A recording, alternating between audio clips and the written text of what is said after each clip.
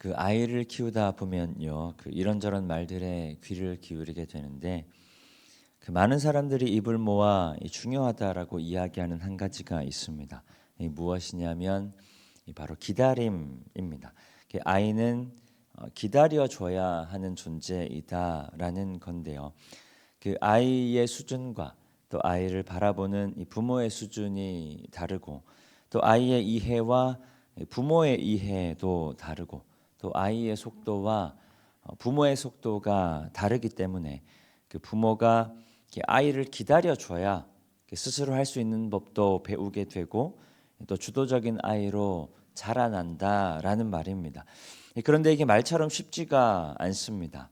내가 해주면, 부모가 해주게 되면 바로 될 일을 될 때까지 기다리는 게 제법 답답한 일입니다. 우리가 교회를 봐도 마찬가지죠. 선배된 입장에서 따라오는 후배들을 바라볼 때 드는 답답함을 견디기가 어려울 때가 종종 있습니다. 그래서 답답하다 보니까 기다리지 못하는 경우들이 굉장히 많다라는 겁니다. 그런데 이스라엘 백성들을 바라보는 하나님의 마음이 바로 이런 마음이다. 오늘 본문은 이야기하고 있습니다. 오늘 본문 20절과 21절 말씀은 이렇게 이야기합니다. 우리 함께 읽습니다.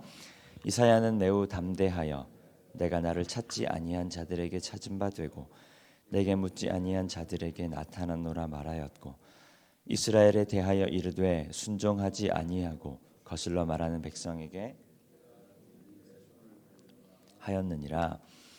하나님은 계속해서 기다리신다라는 것입니다. 이스라엘 백성들의 연약한 모습에도 불구하고 하나님은 기다리신다.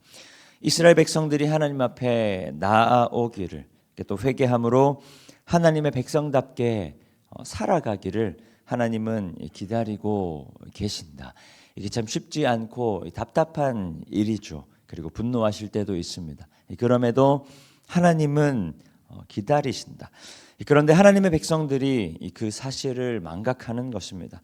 하나님께로 나아오기는커녕 하나님의 백성들이 하나님을 찾지 않는 자들보다 더 악한 삶을 살아가고 있다라고 말씀하고 있습니다. 오히려 하나님의 말씀을 오도하기까지 하는 것입니다. 그런데 오늘 말씀에서 중요한 것은 그럼에도 불구하고 하나님은 기다리신다라는 것입니다. 마태복음 21장을 보면 그 포도원 농부 비유가 나오는데요. 포도원 주인이 농부들에게 포도원을 맡기고 타국으로 떠납니다. 시간이 지나 열매 거둘 때가 돼서 주인이 열매를 받으려고 종들에게 농부를 보내는데, 아니죠, 종들을 농부들에게 보내는데 그 농부들이 나쁜 마음을 품기 시작한 겁니다. 주인이 없으니까, 주인이 지금 없으니 저 종들만 없으면 열매들을 다 자기가 가질 수 있다고 생각한 겁니다. 그래서 종들을 잡아서 하나는 심히 때리고 또 하나는 죽이고 하나는 돌로 쳤습니다. 주인이 기다리다가 종들이 돌아오지 않으니까 이전보다 더 많은 종들을 보내는데, 농부들이 그 이전에 종들에게 했던 것과 동일하게 대우한 겁니다. 주인이 안 되겠다 싶어서 아들을 보내는데 농부들이 그 아들마저 죽여버렸다. 이스라엘 백성들을 향한 하나님의 기다림이 이런 겁니다. 하나님의 원하시는 방법대로 이스라엘 백성들이 반응하지 않음에도 불구하고 계속해서 하나님은 기회를 주시는 겁니다. 하나님 말씀에 순종하지 않는 백성들의 하나님 말씀에 순종하지 않는 하나님의 백성들을 끊임없이 기다리고 또 기다리는 것을 넘어 계속해서 기회를 주시는데도 그 기회를 이스라엘 백성들이 계속해서 거부하는 것입니다.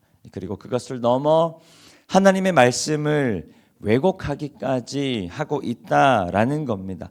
오늘 본문 18절 말씀은 이렇게 기록합니다. 18절 말씀 함께 읽습니다. 그러나 내가 말하노니 그들이 듣지 아니하였느냐. 그 말씀이 땅끝까지 이르렀도다 하였느니라. 그런데 이스라엘 백성들이 하나님 말씀을 못 들어서, 혹은 몰라서 그런 것이 아니라 알면서도 지키지 않았다라는 겁니다. 오늘 말씀은 마치 우리에게 이런 질문을 던지는 것 같습니다. 그리스도인들은 왜 그리스도인으로 살아가지 않는가? 하나님의 말씀이 있고 하나님의 사랑이 있음에도 우리는 왜 그리스도인으로 살아가지 않는가? 하나님께서 그토록 우리를 기다리시고 계심에도 불구하고 나는 왜 하나님의 백성답게 그리스도인답게 살아가지 않는가? 로버트 풀검이라는 사람이 쓴 이 책 제목인데요. 이런 책이 있습니다. 우리가 알아야 할 모든 것은 유치원에서 배웠다. 그러니까 문제는 우리가 몰라서 그런 게 아니다라는 말입니다. 문제는 그리스도인들이 몰라서 그리스도인답게 살아가지 않는 게 아니다라는 말입니다. 사실 대부분의 그리스도인들은 그리스도인으로서 어떻게 살아야 할지 이미 잘 알고 있습니다.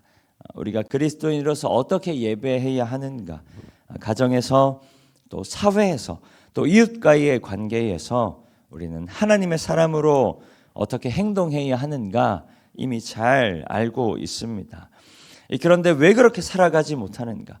왜 예수를 믿는 사람들이 예수를 알지 못하는 사람들보다 더 예수를 모르는 것처럼 살아가고 있는가? 오늘 말씀을 통해 무엇보다 함께 기억하기를 원하는 것은 하나님께서 우리를 기다리신다라는 것입니다. 우리가 연약한 중에도 우리가 예수 믿지 않는 사람들보다 더 악한 삶을 더 악한 마음으로 살아가는 중에도 심지어 우리가 하나님의 말씀을 알면서도 그것을 오도하는 중에도 하나님은 우리를 기다리신다라는 겁니다. 그리고 오늘 우리에게 기회를 주시는 겁니다. 다시 하나님의 말씀으로 돌아올 수 있는 이 기회, 다시 그리스도인답게 살아갈 수 있는 이 기회, 하나님의 기다리심에 하나님께서 원하시는 방법대로 반응할 수 있는 기회를 매일의 삶 가운데 하나님께서 우리에게 허락해 주신다라는 말입니다. 우리가 매일 아침 눈을 뜨면서 우리가 매일 아침 하루의 시작을 마주하면서 하나님 우리 가운데 허락하신 그 기회를 마주할 수 있는, 그리고 그 기회를 포기하지 않을 수 있는 삶이 되시기를 축복합니다. 그렇게 오늘 하나님께서 허락하신 귀한 생명의 시작을 바라보며 하나님 주시는 그 기회를 놓치지 않는 우리 모든 성도님들 되시기를 축복합니다. 오늘 하루의 삶은 우리가 그리스도인답게, 그리고 말씀에 순종하는 삶, 말씀을 올바로 선포하는 삶, 그렇게 하나님을 기쁘시게 하는, 하나님 주시는 기회에 건강하게 온전하게 하나님 기뻐하는 방법으로 반응하는 삶을 살아내는 우리 모든 성도님들 되시기를 축복합니다. 이 시간 주신 말씀 기억하며 함께 기도하겠습니다.